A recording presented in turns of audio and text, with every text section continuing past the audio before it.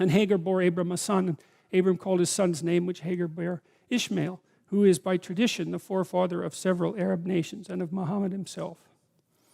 And Abram was 86 years old when Hagar bare Ishmael to Abram. So that's the end of another story. And then, so that section ends. And then again, we have an encounter between Abraham and God. When Abram was 90 years old and 99 years old, the Lord appeared to him and said, I'm the Almighty God. Walk before me and be thou perfect.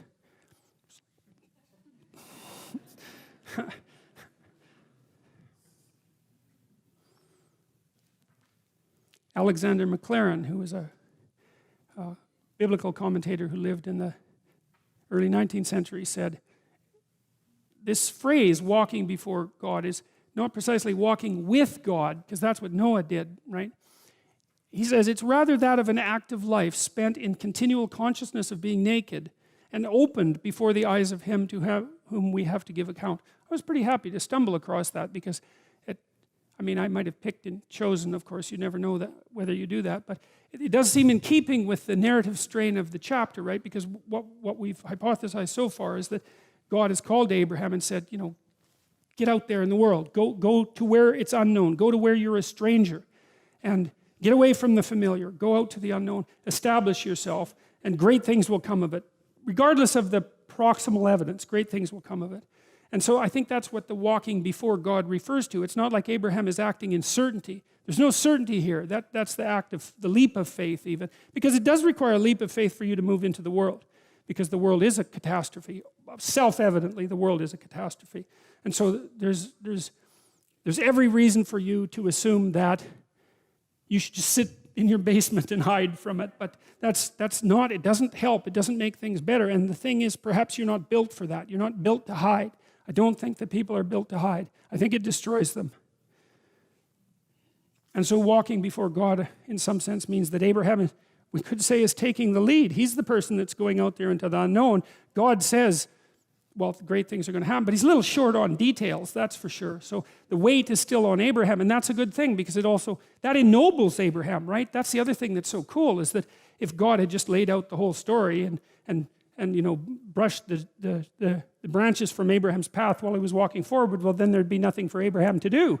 There'd be no nobility in his own pursuit. And this is another thing that we don't understand very well. It's a really tough thing to understand, is like, how much trouble would you want there not to be?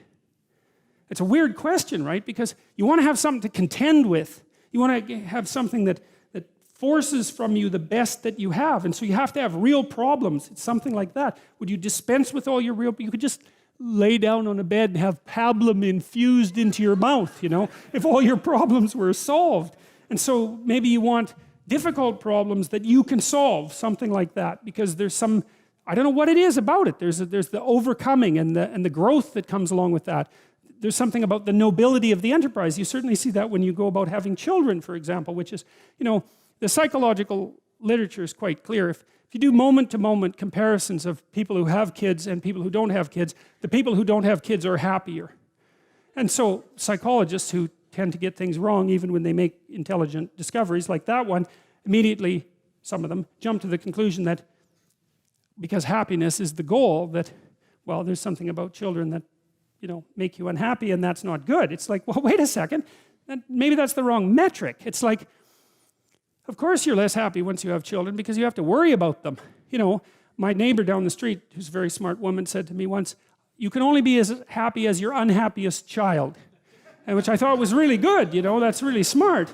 But then it isn't, well, if having children doesn't make you happy, the answer isn't don't have children. It's like, don't be so stupid about being happy. That's the answer. It's because there's a nobility in the pursuit, right? And of course, now you're responsible. You have a new baby, you think, especially if you're a new parent, you think, what the hell is this? And what am I going to do with it? It's like, and then you're done for the rest of your life. You never sleep properly again because you're going to be worried about this creature that you have to take care of. But like, what the hell good are you if you're not doing that, or something else equally difficult? Because you just haven't been called out yet, unless you take on a responsibility like that. The idea that life is, that happiness is the purpose of life. It's like, great for happiness, man. If it comes along, you should be thrilled that it's visiting you. But the notion that that's what you should pursue, that's the weakest possible notion. First of all, as soon as something terrible happens to you, you're done.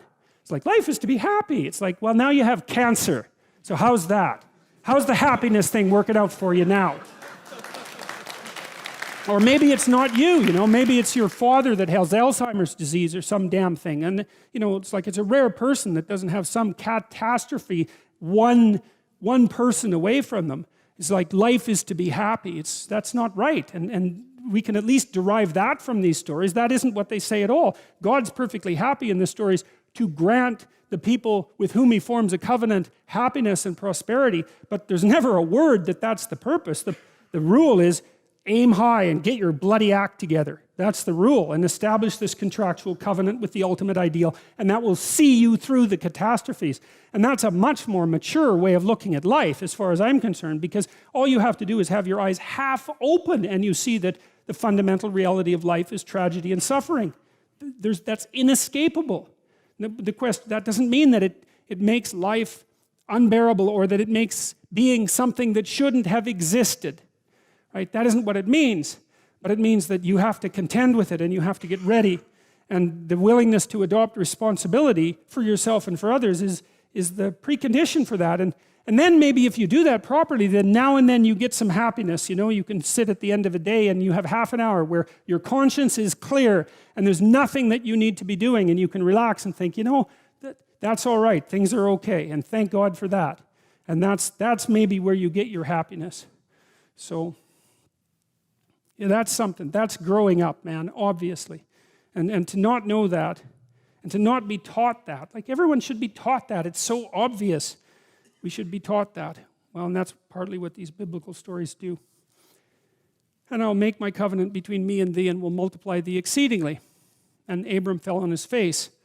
Yeah.